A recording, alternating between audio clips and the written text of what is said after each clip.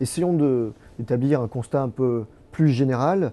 Manif contre le mariage qui dégénère, on l'a vu ce week-end. Vous avez parlé des propos violents de Jean-Luc Mélenchon contre la ministre de l'économie. Un salopard, c'est plus que violent. C'est plus que violent, oui. Le FN donc, a 2 doigts de passer dans l'Oise. Est-ce qu'on est là face à un climat délétère que vous condamnez?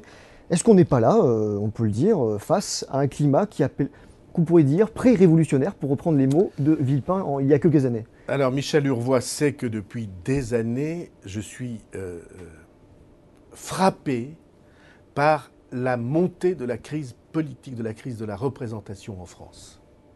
Un pays qui ne se reconnaît pas dans sa vie publique est un pays au bord de la déstabilisation.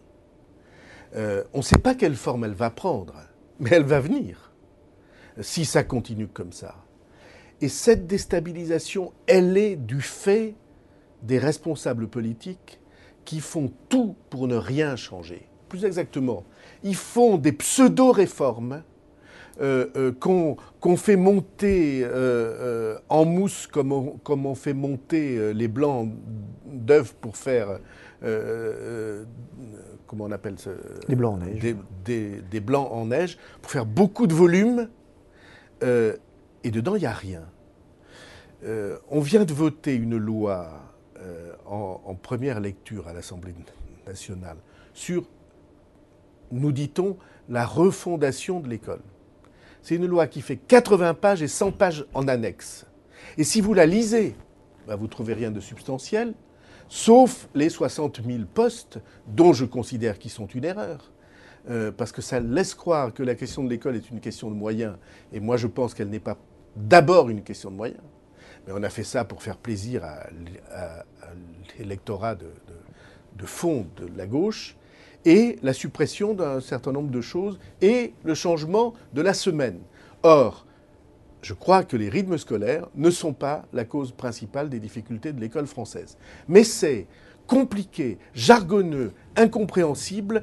On a besoin de responsables politiques qui aient l'obsession de la simplicité pour avoir l'obsession, je vais faire un néologisme, de la compréhensibilité. Il faut que les gens puissent comprendre ce qui est en train de se passer. Vous avez eu une phrase terrible l'autre jour, elle est peut-être dans votre livre d'ailleurs, le changement catégorique viendra avant ou après un épisode extrémiste. Oui, c'est la première fois de ma vie que je pense qu'un épisode extrémiste est possible. La première fois de ma vie. On est donc à un moment extrêmement On est à un moment crucial. De crise politique, mais vous le sentez bien. Vous avez vous-même écrit un éditorial aujourd'hui qui s'appelle « Comme un parfum de crise politique ». Il y a ça. Pourquoi ? En raison de l'intox que les responsables politiques, que les candidats ont fait au moment des élections. Le peuple ne reconnaît pas ses choix dans la situation politique actuelle.